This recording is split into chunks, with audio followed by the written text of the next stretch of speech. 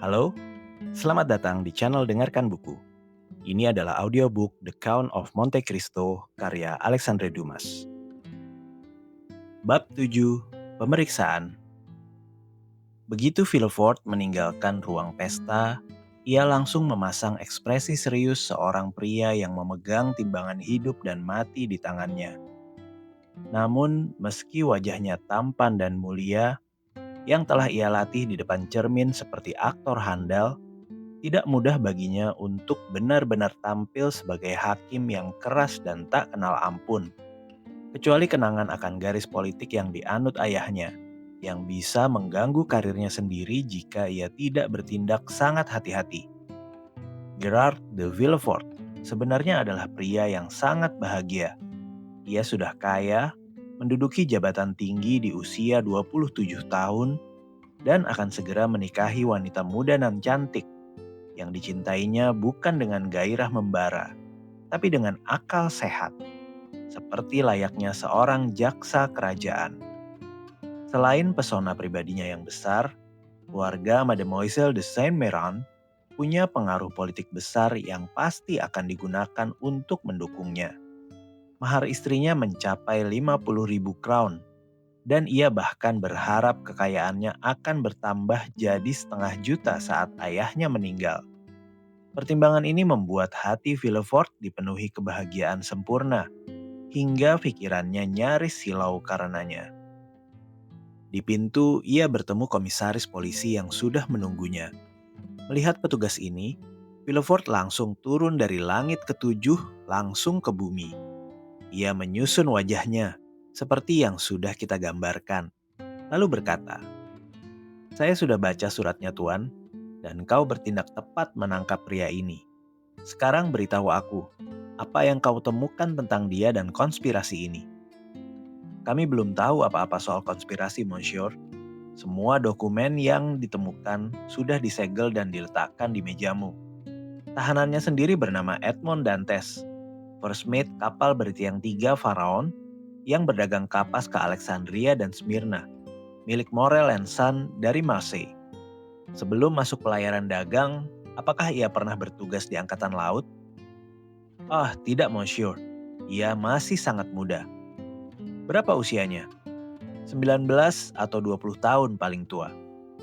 Saat itu, ketika Villefort sampai di sudut Rue de Concils, seorang pria yang tampaknya sudah menunggunya mendekat. "Itu Tuan Morel." "Ah, Tuan Villefort," serunya. "Aku senang sekali melihatmu. Orang-orangmu melakukan kesalahan aneh. Mereka baru saja menangkap Edmond Dantes, first mate kapalku." "Aku tahu, Monsieur," jawab Villefort, "dan aku sedang menuju pemeriksaannya." "Oh," kata Morel, terbawa oleh persahabatannya. "Kau tidak mengenalnya, tapi aku mengenalnya. Ia makhluk paling terhormat dan paling bisa dipercaya di dunia. Dan aku berani katakan, tak ada pelaut yang lebih baik di seluruh pelayaran dagang. Oh Tuan de Villefort, kumohon, tunjukkan belas kasihan padanya." Villefort, seperti yang kita tahu, termasuk golongan aristokrat di Marseille. Morel termasuk rakyat jelata. Yang satu royalis, yang lain dicurigai sebagai simpatisan Bonaparte. Villefort menatap Morel dengan sinis, lalu menjawab dingin, "Kau tahu, Monsieur, seorang bisa terhormat dan bisa dipercaya dalam kehidupan pribadi, dan pelaut terbaik di pelayaran dagang. Tapi tetap saja, secara politik bisa jadi penjahat besar. Benar kan?"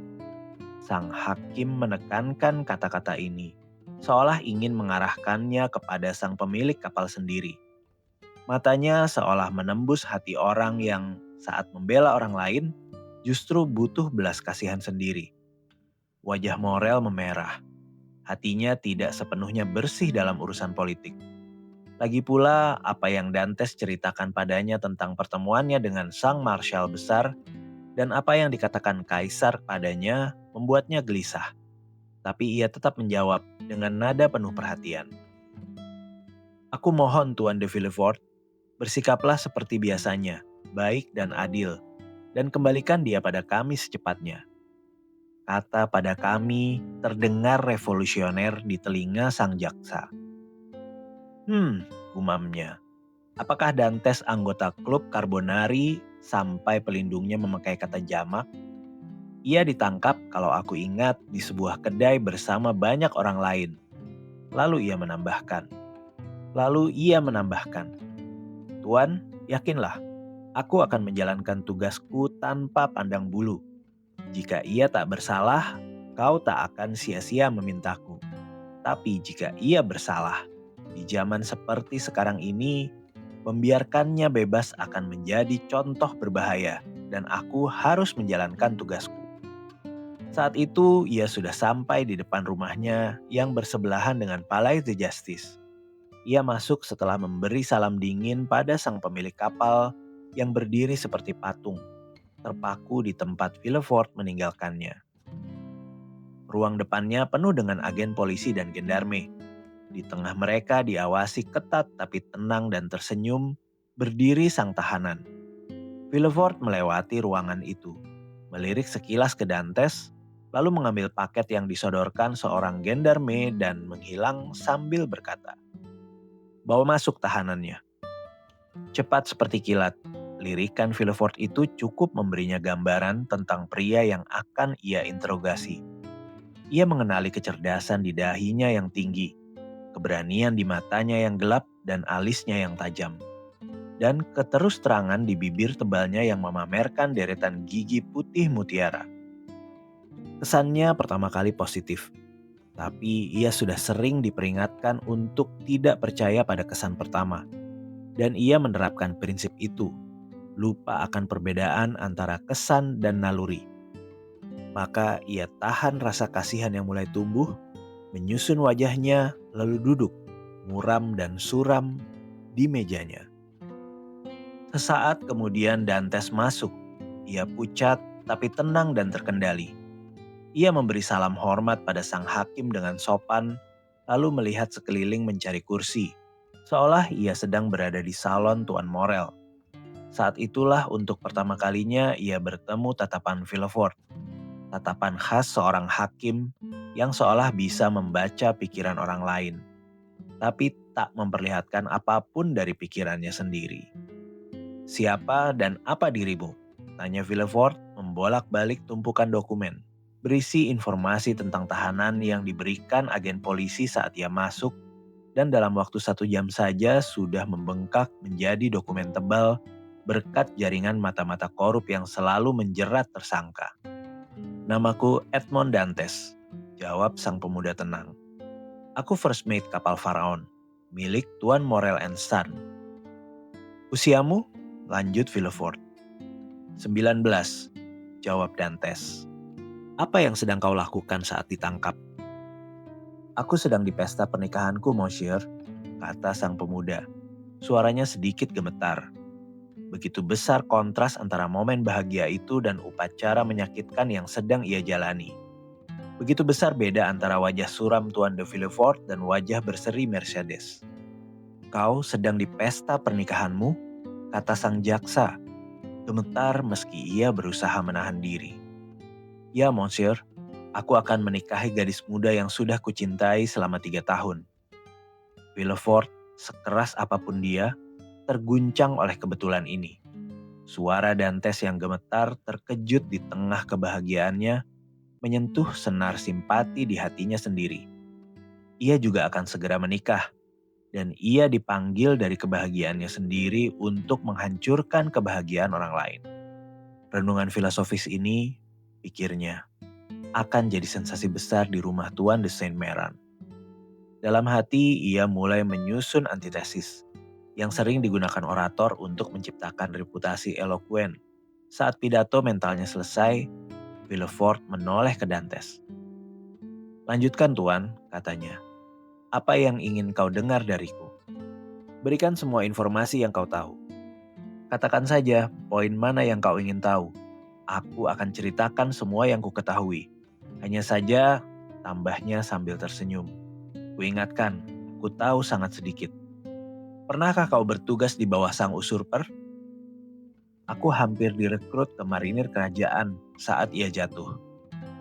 "Dikabarkan pandangan politikmu ekstrim," kata Villefort. yang sebenarnya tak pernah mendengar hal semacam itu, tapi tak keberatan mengajukan pertanyaan ini seolah itu tuduhan. Pandangan politikku? Jawab Dantes. Ah Tuan, aku tak punya pandangan politik. Aku baru 19 tahun.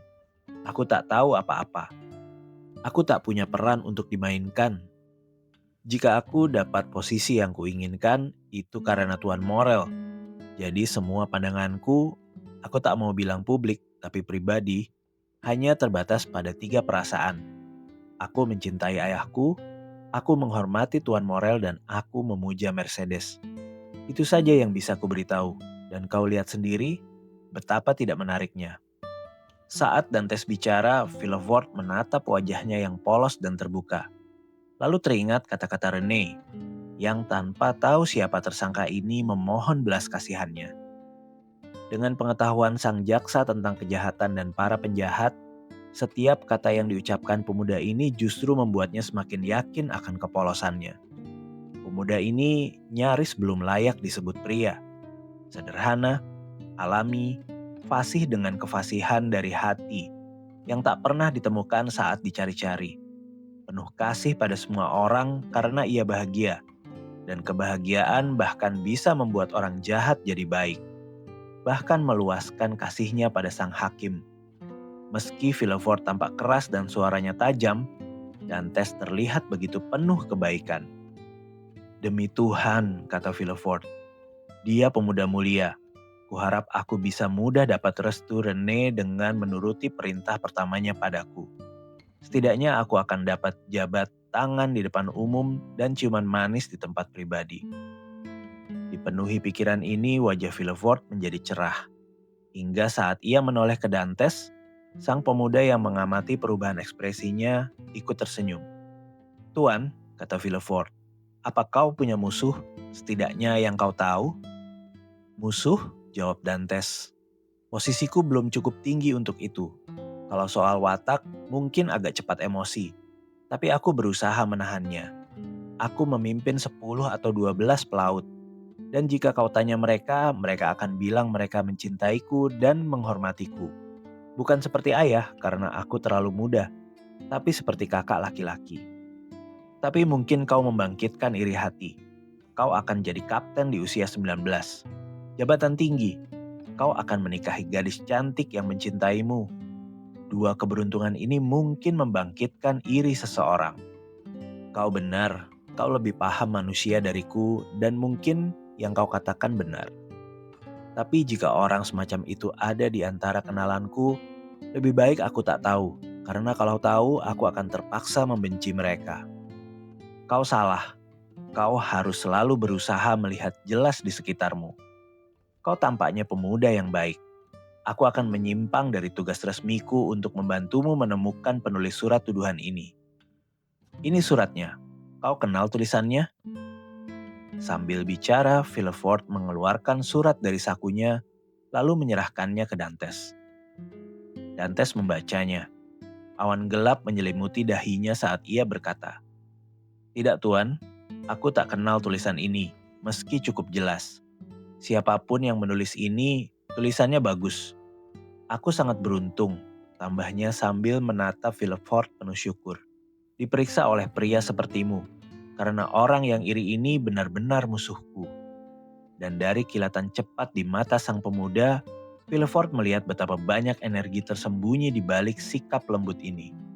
"Sekarang," kata sang jaksa, "jawablah jujur, bukan sebagai tahanan pada hakim, tapi sebagai sesama manusia yang peduli padamu. Seberapa benar tuduhan dalam surat anonim ini?" Lalu, sambil melempar surat itu ke mejanya dengan jijik, surat yang baru saja dikembalikan oleh Dantes, Villefort menunggu. "Tidak ada kebenaran sama sekali. Aku akan ceritakan fakta sebenarnya. Aku bersumpah demi kehormatanku sebagai pelaut, demi cintaku pada Mercedes, demi nyawa ayahku." "Bicaralah Tuan," kata Villefort. Dalam hati ia berpikir, jika Rene melihatku sekarang, kuharap ia puas, dan tak akan lagi memanggilku si pemenggal kepala. Begini, saat kami tinggalkan Napoli, Kapten Leclerc diserang demam otak. Karena tak ada dokter di kapal dan ia sangat ingin tiba di Elba, ia menolak singgah di pelabuhan lain. Penyakitnya makin parah hingga di hari ketiga merasa ia sekarat, ia memanggilku. "Dantes," katanya, "bersumpahlah kau akan lakukan apa yang akan kuberitahu. Ini urusan sangat penting." "Aku bersumpah, Kapten," jawabku. "Baik, setelah aku mati, komando jatuh padamu sebagai first mate. Ambil alih komando, arahkan kapal ke Pulau Elba, berlabuh di Porto Ferrajo. Minta bertemu Marshal Besar, serahkan surat ini. Mungkin mereka akan memberimu surat lain dan menugaskanmu sesuatu. Lakukan apa yang seharusnya kulakukan dan ambil semua kehormatan serta keuntungannya." "Aku akan lakukan, Kapten, tapi mungkin aku tak akan diterima oleh Marshal Besar semudah yang kau kira.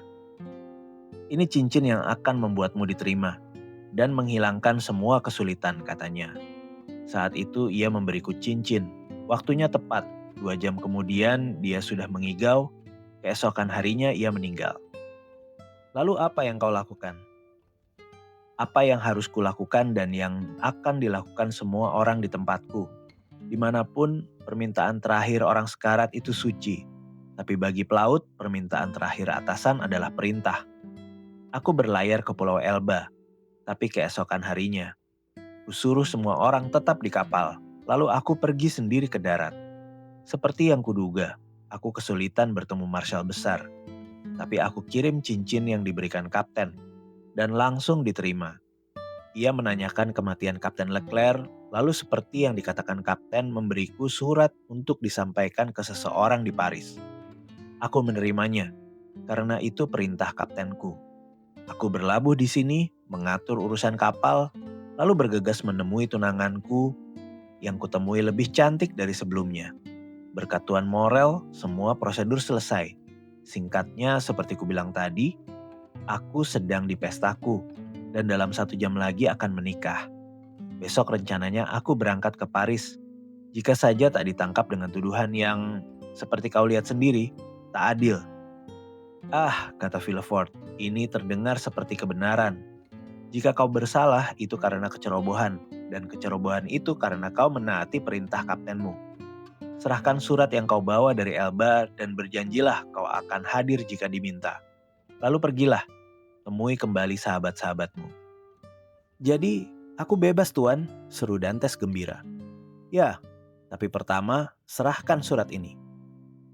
Kau sudah memilikinya, karena diambil dariku bersama surat-surat lain yang kulihat di tumpukan itu." "Tunggu sebentar," kata sang jaksa, saat Dantes mengambil topi dan sarung tangannya. "Untuk siapa surat ini?" "Untuk Tuan Noirtier, Rue Coq Herong, Paris." Seandainya petir menyambar ruang itu, Villefort tak akan lebih terkejut. Ia jatuh ke kursinya, lalu buru-buru membuka tumpukan dokumen, menarik surat yang mematikan itu dan menatapnya dengan ekspresi teror. "Tuan Noirtier, Rue Coq Heron, nomor 13, gumamnya. Wajahnya semakin pucat. "Ya," kata Dantes. "Kau kenal dia?" "Tidak," jawab Villefort. "Pelayan setia raja tak mengenal para konspirator." "Jadi ini konspirasi?" tanya Dantes, yang setelah merasa bebas kini mulai merasa 10 kali lebih takut. "Tapi aku sudah bilang, Tuan, aku benar-benar tak tahu isi surat ini." "Ya, tapi kau tahu nama orang yang dituju surat ini," kata Villefort. "Aku terpaksa baca alamatnya agar tahu harus kuserahkan ke siapa." "Kau pernah tunjukkan surat ini pada siapapun?" tanya Villefort. Wajahnya makin pucat. "Tidak, demi kehormatanku." "Apakah semua orang tak tahu bahwa kau pembawa surat dari Pulau Elba yang ditujukan ke Tuan Nortier?" "Semua orang, kecuali orang yang memberikannya padaku." "Dan itu sudah terlalu banyak, jauh terlalu banyak," gumam Villefort. Dahinya makin gelap, bibirnya yang pucat dan giginya yang terkatup membuat Dantes gemetar. Setelah membaca surat itu, Villefort menutup wajahnya dengan kedua tangan. "Oh," kata Dantes pelan, "ada apa?" Villefort tak menjawab, tapi beberapa detik kemudian ia mengangkat kepala lalu membaca surat itu untuk ketiga kalinya. "Dan kau bilang kau tak tahu isi surat ini?" Aku bersumpah Tuan, kata Dantes. Tapi ada apa? Kau sakit? Mau kusuruh bantuan? Mau kupanggil seseorang? Tidak, kata Villefort, bangkit cepat. Tetap di tempatmu. Di sini akulah yang memberi perintah, bukan kau. Tuan, jawab Dantes dengan bangga. Aku hanya ingin memanggil bantuan untukmu. Aku tak butuh apa-apa. Ini cuma gangguan sesaat. Urus dirimu sendiri. Jawab pertanyaanku. Dantes menunggu. Mengira akan ada pertanyaan. Tapi sia-sia. Villefort jatuh kembali ke kursinya. Mengusap dahinya yang basah oleh keringat. Lalu untuk ketiga kalinya membaca surat itu. Kalau ia tahu isi surat ini, gumamnya. Dan bahwa Noirtier adalah ayah Villefort, aku hancur. Ia menatap Edmond seolah ingin menembus pikirannya. Tak mungkin meragukannya lagi. Serunya tiba-tiba. Demi Tuhan, seru sang pemuda malang. Kalau kau meragukanku, tanyalah aku. Aku akan jawab. Villefort berusaha keras dan dengan suara yang ia paksa terdengar tegas. Tuan, katanya, aku tak bisa seperti yang kuharap segera membebaskanmu. Sebelum itu, aku harus berkonsultasi dengan hakim pemeriksa. Perasaanku sendiri sudah kau tahu. Oh Tuan, seru Dantes, kau lebih seperti sahabat daripada hakim. Nah, aku harus tahan kau sampai malam di Palais de Justice. Jika ada orang lain yang memeriksamu, katakan padanya apa yang kau katakan padaku. Tapi jangan sekali-kali menyebut surat ini. Aku janji. Justru Villefort yang tampak memohon. Dan sang tahanan yang meyakinkannya. Kau lihat, lanjutnya, melirik ke perapian. Tempat serpihan kertas yang terbakar beterbangan dalam api. Surat ini sudah kuhancurkan. Oh Tuan, seru Dantes. Kau benar-benar baik hati. Dengarkan, lanjut Villefort. Setelah apa yang kulakukan, kau sekarang bisa percaya padaku. Perintahkan, aku akan taat. Dengarkan, ini bukan perintah, tapi nasihat dariku. Bicaralah, aku akan ikuti nasihatmu. Aku akan tahan kau sampai malam di Palais de Justice. Jika ada yang bertanya, ulangi apa yang kau katakan padaku. Tapi jangan sekali-kali menyebut surat ini. Ingat, hanya kita berdua yang tahu surat ini pernah ada. Jika kau ditanya, sangkal semua pengetahuanmu. Sangkal dengan tegas dan kau akan selamat. Tenanglah, aku akan menyangkalnya. Ini satu-satunya surat yang kau bawa? Ya, bersumpahlah. Aku bersumpah. Villefort menarik lonceng. Seorang agen polisi masuk. Villefort berbisik beberapa kata yang dijawab sang petugas dengan anggukan. Ikuti dia, kata Villefort pada Dantes. Dantes memberi hormat, lalu pergi. Begitu pintu tertutup, Villefort jatuh setengah pingsan ke kursinya. Gumamnya. Kalau jaksa utama sendiri ada di Marseille, aku sudah hancur. Surat terkutuk ini akan menghancurkan semua harapanku. Oh ayahku, apakah karir masa lalumu harus selalu mengganggu keberhasilanku? Tiba-tiba cahaya menerangi wajahnya. Senyum menyentuh bibirnya yang kaku dan matanya yang cekung menatap penuh pikiran. Ini bisa jadi jalan keluar, katanya. Dari surat ini yang bisa menghancurkanku, aku akan ciptakan keberuntunganku. Ini bisa jadi jalan keluar, katanya. Dari surat ini yang bisa menghancurkanku, aku akan ciptakan keberuntunganku. Sekarang ke pekerjaan yang harus kuselesaikan. Setelah memastikan tahanan sudah pergi, sang jaksa muda bergegas ke rumah tunangannya. Jangan lupa subscribe, like, dan nyalakan lonceng notifikasi. Jangan sampai ketinggalan mengikuti petualangan epik Edmond Dantes.